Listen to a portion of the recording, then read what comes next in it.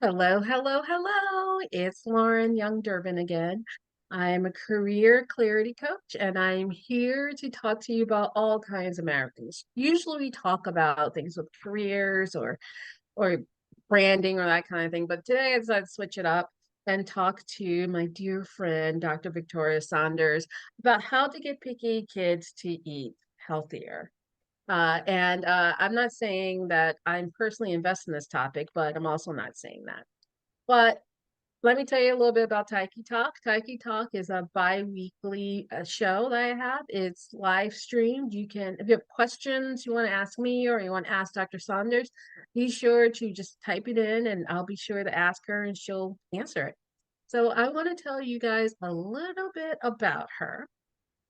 She's been a board certified physician for over 17 years and a community pediatrician for 16.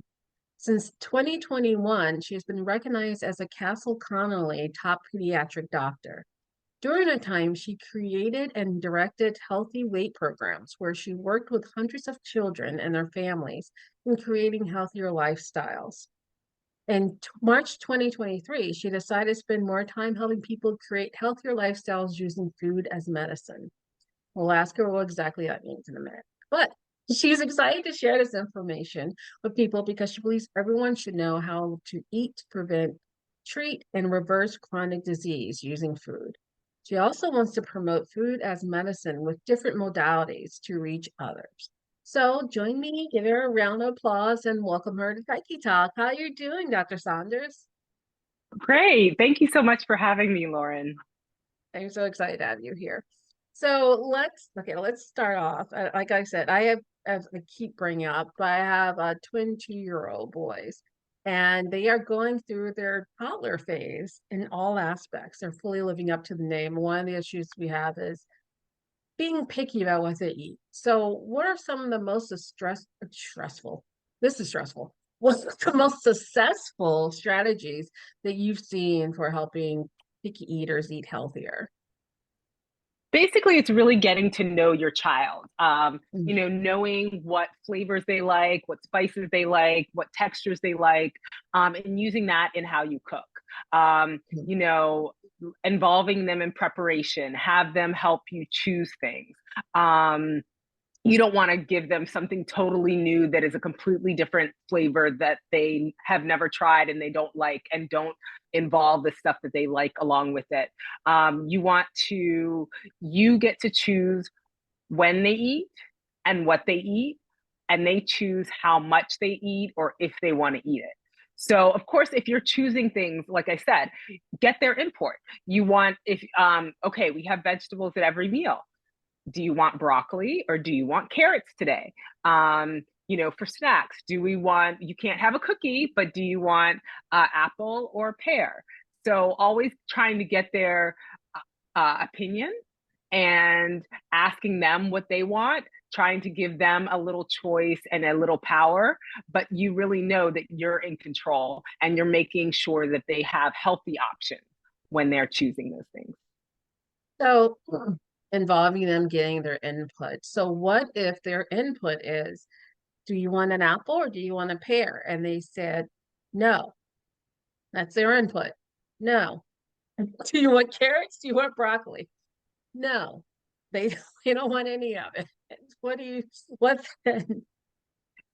Then you end up choosing, and you are giving them what you believe is healthy and what they have liked in the past. Now, kids Yeah. at 2 years old, they will one day they'll eat chicken all day every day, and the next day they won't, but the next day they Yes. will. So it's really just rolling with the punches, really just knowing that this is their age. Under 5 years old, we know they're going to be have a little bit more pickier eating behaviors, and so not getting upset about it. That's the biggest thing, is not getting upset. You choose what's healthy. Don't give in to the wanting cookies all the time, or whatever. We want to give them healthy choices, but yeah, you just put it on their plate. If they have 20-30 minutes to eat, if they don't eat, that's fine. When they're hungry later, then you offer the same thing, something that's healthy. Not the same. It's not like Mommy Dearest where she's like, eat the steak. sustainably eat it. No, no, no. So I usually say, like, you have a well-balanced plate for breakfast, for lunch, for dinner that you're going to fix. If they don't eat the whole breakfast, the same thing for snack. If they don't eat the whole lunch, which is new, the same thing for snack. Some kids don't like to eat a whole lot at one time. And Hmm. so having little by little is fine. You do want them to focus on what they're eating, not be watching TV and doing all these other things, focus on the food. And if you can get family meals in there, everybody else sitting at the table, that's ideal as well. But Hmm. don't expect that they have to clean their plate. We don't want to do that anymore. Let them decide how much they want to eat, but there's no other option. There's no option of cookies or I would say try not to use dessert or food as a reward for a lot of things, because we want it to be healthy and good for them and show them, to make them strong, to make them healthy, to make their brains work, and show them that this is to help them grow and develop well. And so that kind of decreases the problems, the behaviors that we don't like to see in kids. So you mentioned, excuse me, you mentioned earlier about getting them into like textures, using textures and flavors and seasonings and the like. How do you go about introducing those things? Because they don't come out like baby food doesn't taste like, adult food, for lack of a better, or finger food or whatever. So how do you adapt that? Because I know like when you tell people, not you, but when doctors tell people to give them table food, they should eat what everyone else is eating. I don't know. I'm not a pediatrician, so I don't know about kids' tolerance for spice or how's that? I don't, how's that? I guess that's my question. Yeah, so definitely we say, about 6 months old. 6 months old is when you're supposed to start eating. Usually I tell parents not to put any spices, any salt, sugar, honey, nothing in the foods that they're giving their child. We want them to learn about the actual flavor of the food. So that's the first thing. We Okay. want to get reactions. We're also looking for allergic reactions. So we don't want any additives to be added to the food, and we just want it pureed. And then little by little, you're adding. So I would say about a year old is when you get into more other flavors. But Mhm. you'll notice when your kid likes sour or sweet or bitter or something like that. They just gravitate to it. They grab it. Once they're over 9 months, they're grabbing things, or 12 months, grabbing things off the table, grabbing things from you, and you can see what they kind of they tend towards. The biggest thing is to have them try a large amount of things. And infants and toddlers, definitely. Some people expect them to like it right away. But even if it's sweet, some kids make this horrible face 10 times. Sometimes they need to try things at least 10 times. And I'm saying at least because it could be 20 times they try something before they like it. So we see this horrible face and think it means something.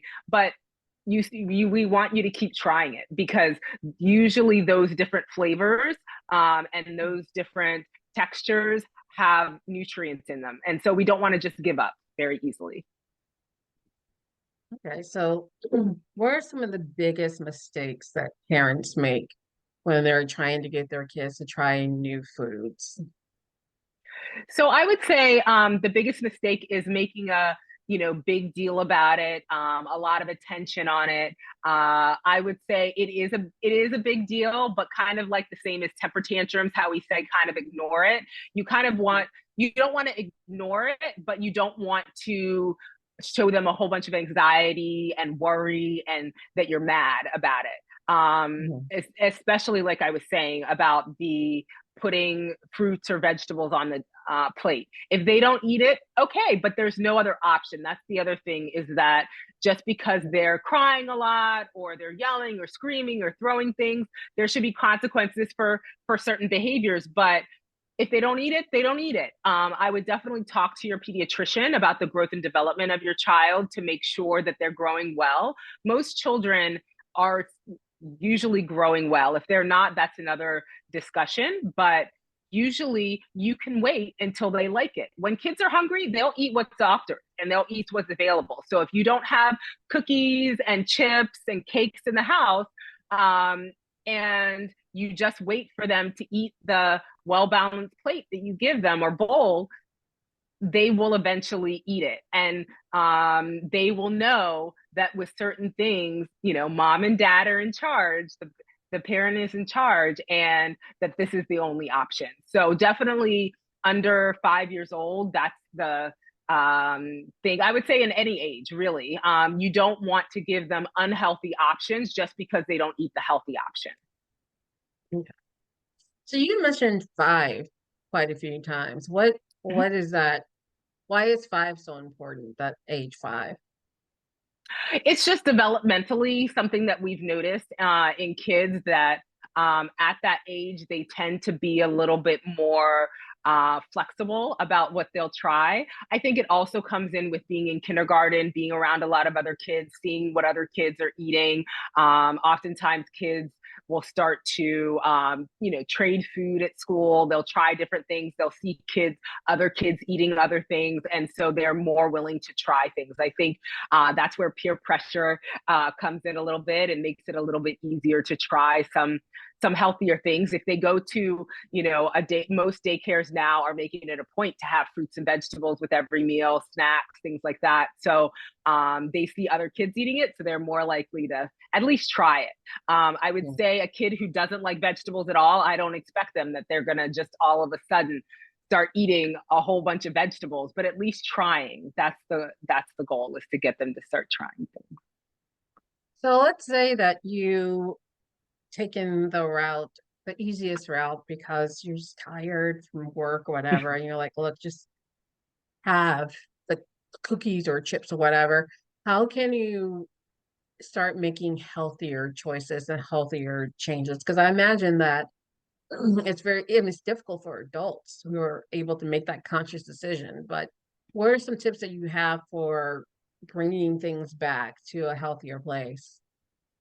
Yeah. So I recommend just having healthy options, healthy snacks in the house. I would say, if you don't buy the cookies or the chips, only buy it when you're out on a special occasion, or you're going, to soccer game, or maybe you're going to the fair and you buy a little package, not something that you're keeping at home, but keep at home those healthy snacks. So, carrots and you can have pretzels or nuts, depending on the age. Over 5, I would say, is the best time for whole nuts and things like that. Under 5, I would say be careful for a choking hazard. But you want to keep those healthy snacks around. Peanut butter and jelly with whole grain, whole wheat bread. Those type of things around, so that they can be quick and you don't have to think too much about what they're going to eat. But at least if that's the last option, it's okay. Cereals, trying to get cereals that don't have a lot of sugar. Our goal is always less than 10 grams of sugar and more than 2 grams of fiber in a serving. So having those things around, using sweet by just the fruits, like putting blueberries or peaches on top of the cereal rather than having a sugary cereal would be good. So really stocking your house with that. When you go to the grocery store, if you can get your child's input, which fruit should we try this week, which vegetable should we try this week, they're so colorful and everything, and this is where they get to be involved in what is at the house, but have those healthy options that they're choosing rather than the cookies. So stay on the outside aisles where all the fresh produce are, so they can choose some of that. We I probably another way of getting it, because my boys are finally old enough we can take them, they can participate in things. We went strawberry picking. So I imagine that'd be get outside, you get do things, they can see like where their food comes from. That's another option. Gives you something to do that you're not in a house and they're outside. So that's another option that we've started doing. It's getting warmer now, and so more things will be coming into season. So let's rewind, or I guess maybe go forward a little bit off what we were talking about kids. But now I kind of want to open it up a little bit and talk a little bit more. But what do you mean by food as medicine? Can you tell my audience a little bit about that?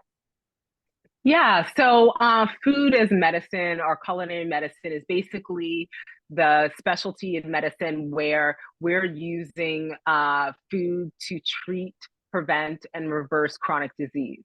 I basically think that every condition can be improved or prevented or treated by food. A lot of things are diet related. And that's the reason why I really want to encourage children to start eating well from the beginning, because it's much harder when you're an adult to change the way you've been eating and to get in those healthy options or healthy choices or prefer those things. And so I think, if we can get our children to eat that way, it'll be much easier. But that doesn't mean that adults can't make their changes as well. It's just being committed to it. But definitely food is the basic way to help improve your life with many conditions, most conditions.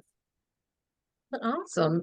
This has been super informative. I've taken mental notes. I don't want to like just be staring down the whole time, feverishly taking notes. But I know I've made note of quite a few things I'm going to try on my boys, try with them. That was kind of the message that kept coming through. Involve them. Keep trying. These my takeaways are these. Involve the kids, give them options so they feel like they have a little bit of control. Keep trying and don't offer alternatives. So I don't want the broccoli, but so here's some potato chips. Don't do that. Just say, well, today's broccoli day. So those are all really good tips. So I thank you so much for coming. But before we go, will you let the people know where they can find more about you and what you do and all that good stuff? Yes.